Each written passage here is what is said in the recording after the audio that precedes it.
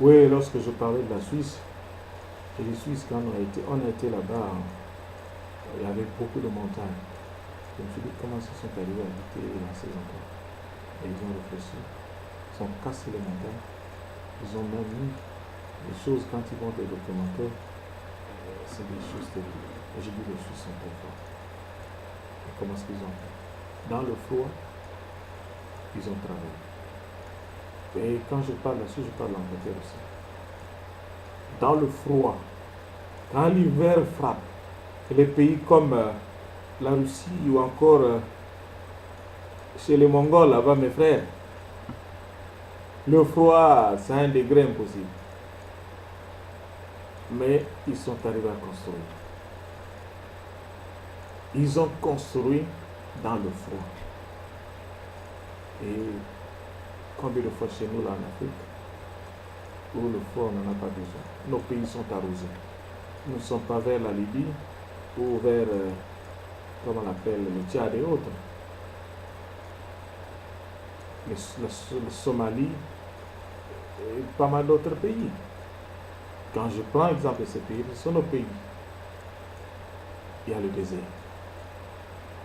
L'Égypte et autres. Où la chaleur est... Non, je ne peux pas résister. Mais j'aime ces pays. Alors comment est-ce que, là où on a rien que la forêt, est-ce qu'on ne peut pas faire quelque chose? Non. On a des grands qui connaissent le plan, mais qu'on ne les communique pas. Alors, pour mieux comprendre donc cette définition de leadership, nous avons passé à une analyse de certains termes qui composent cette définition. Nous avons dit que le leadership est une discipline d'exercer librement une influence spéciale au sein d'un groupe afin de l'amener vers des objectifs à intérêt permanent, capables de satisfaire les besoins réels de ses membres. Or, il faut aller dans la réalisation des objectifs permanents. On ne peut pas aller pour réaliser des objectifs temporaires. Si on va faire quelque chose de temporaire, ça va se casser, on va beaucoup plus dépenser. Or, si on va pour faire quelque chose de solide, on va demeurer. Et quand on aura réalisé cela, il nous faut maintenant un maintien. Il faut savoir maintenir cette chose-là. En un mot, il faut suivre cela de près.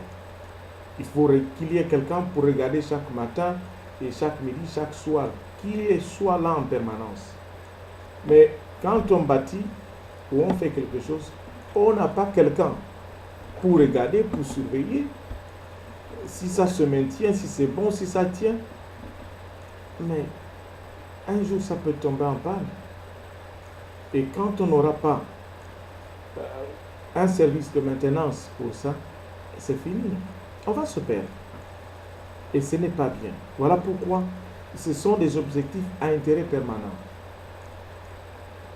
C'est vrai qu'il y en a des objectifs à intérêt temporaire, c'est quand il s'agit de construire quelque chose, comme il va y avoir des Jeux olympiques ici en Angleterre. Ils ont construit un stade et puis il y a des habitations tout autour, juste pour loger ceux qui viennent. Mais ils se disent après qu'ils pourraient facilement détruire ce stade. Mais je crois qu'il y a des grandes personnalités ici, de sport, qui pourront se permettre de dire, écoutez, nous allons acheter le terrain et le mettre à la disposition de la Fédération anglaise de football. Ou encore d'autres pays qui voudront bien venir jouer des matchs internationaux ici. Et c'est une bonne chose. Voilà. On n'aura plus à détruire cela, mais l'édifice reste. Alors, pour définir, donc, nous avons défini le mot leadership, qui est une discipline. Mais une discipline de quoi?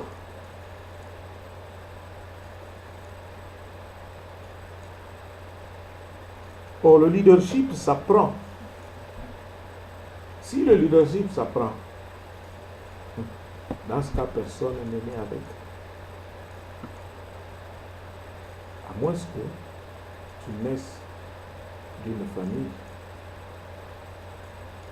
où tu serais je ne sais comment. Nous allons lire que même Jésus-Christ de Nazareth a été instruit.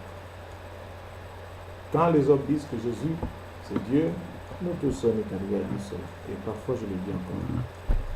Si je me trompe, Dieu pourra lui-même rectifier cela en moi. Et si je dis ce qui est juste, Dieu aussi pourra rectifier cela en moi. Et le leadership s'apprend. On n'est pas né leader, mais on le devient après. Sinon, quelqu'un peut facilement naître du ventre de sa mère et depuis le bas âge bébé, en train de diriger son père et sa mère. Alors, quand il pleure, c'est pour demander le lait. Et personne n'est né chef de famille, directeur d'une compagnie ou d'une banque, officier militaire, homme d'affaires, député ou pasteur.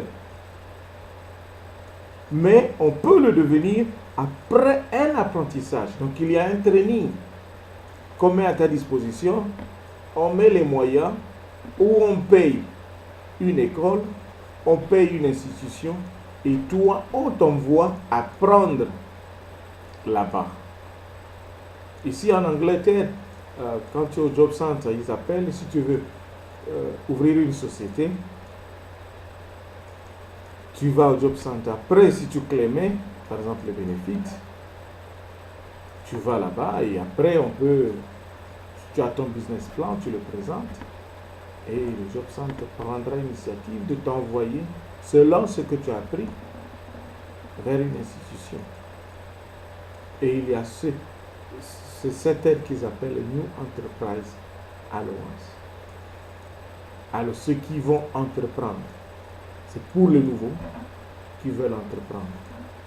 C'est pour motiver ceux qui veulent entreprendre à savoir comment ça se fait. Si tu avais déjà appris tout cela, tu vas juste pour compléter quelque chose.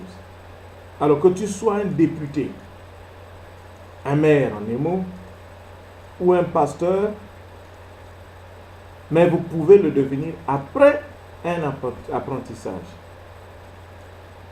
quelconque selon vos ambitions dans des occasions opportunes suivant le plan divin. Là on ajoute divin selon ou suivant le plan de Dieu. Et il y en a qui ne prient pas mais qui peuvent aussi réussir de cette façon. Certaines personnes ont des aptitudes ou dispositions naturelles de leader dans plusieurs disciplines. Mais si elles évoluent dans un environnement qui ne favorise pas l'apprentissage, elles peuvent même rendre le dessein de Dieu nul à l'égard. Or, qu'est-ce qui se passe? Si nous voulons entreprendre, moi je veux apprendre à utiliser, par exemple, un ordinateur, à savoir comment mettre un ordinateur en marche et comment aller sur des fichiers qui existent. Ou bien, j'ai un fichier de Sage Account ou Sage Payroll, c'est-à-dire Sage Comptabilité ou Sage Salaire. Mais si on me dit que c'est vrai que tu es spécialisé en cela, mais nous on te donne un training pour aller injecter des gens à l'église et à l'autre là, à l'hôpital. Il y a un déroutement. On te déroute de la vraie voie. Tu as fait de la comptabilité. Moi, je ne pense pas que quelqu'un qui est leader va prendre l'initiative de dire non, mais écoute bien que tu as fait ça, mais nous on t'envoie faire. C'est vrai qu'il y a, comment on appelle ça, le service militaire. Ça c'est à la fin. Ça se fait dans d'autres pays. Comment se fait-il quelqu'un qui a une connaissance dans ce qu'il a appris, on le dirige à l'hôpital, aller injecter des gens. Oh, mais moi, je n'ai pas fait la médecine. Va seulement. Tu vas faire le training sur place. Êtes-vous sûrs? Où sommes-nous sûrs que ce training-là, ou bien cette personne-là, doit évoluer dans l'environnement où sa vocation va dans le sens normal? C'est vrai qu'on a eu des enseignants qui sont devenus des militaires. Ça, c'est dans le cas général. On est fort d'abord, et puis on devient militaire. Et si on le veut. Mais quand on m'impose maintenant à aller injecter les gens à l'hôpital, je ne ferai pas cela selon ma volonté. Est-ce que c'est le dessein de Dieu qui me déroute de là où j'étais que je devienne? Non. Or, un pasteur, c'est d'avance un leader. Un pasteur peut diriger un pays. Si un pasteur peut facilement diriger sa maison, peut facilement diriger son église, il est capable de diriger en tant que directeur dans une entreprise. Il est capable de diriger en tant que ministre. Il est capable de diriger en tant que président de la République. Et il est capable de diriger, si cela existait encore, comme étant un roi. Ah là, quelqu'un dit, oh, mais comment? On ne vote pas les rois. Oui, non, on ne vote pas. Mais ça, c'est monsieur.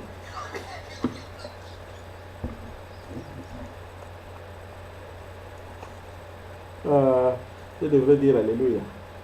Là, on ne dit pas Alléluia.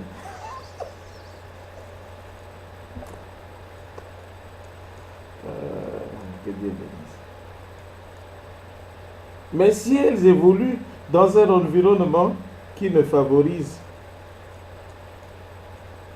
pas l'apprentissage, quelqu'un me dira, mais l'apprentissage, c'est déjà le rien qu'il a fait. Non, tu as déjà appris ce que tu es en train de faire, va perfectionner cela. Donc il faut créer des centres de formation, des entreprises qui cadrent avec les richesses de notre sol, que de prendre toujours nos matières premières et les envoyer pour qu'elles soient transformées lorsqu'elles reviennent à des prix exorbitants. Moi, je crois qu'il y a des pays comme l'Angleterre avec qui nos pays pouvaient avoir des relations économiques et traiter des bons contrats. Ils sont là, instruits, il y a des intellectuels qui sont forts, et c'est ce que nous voyons, d'esprit et en morale, et qui les pratiquent. Pourquoi est-ce que nous, on va? Il y a des gens qui viennent apprendre ici, et qui ne peuvent pas les pratiquer dans nos pays. Pourquoi? Parce qu'il faut que tu fasses partie d'une maison quelconque. Après, maintenant, on va prétendre te prendre et te donner un boulot. Non. Moi, j'ai vu des gens qui sont venus sur ce plan. Ce n'est pas parce que je suis celui qui peut me donner le conseil, mais je pense que la chose serait bonne si on la faisait de la bonne manière. Encore une fois, tout à l'heure, juste un petit peu.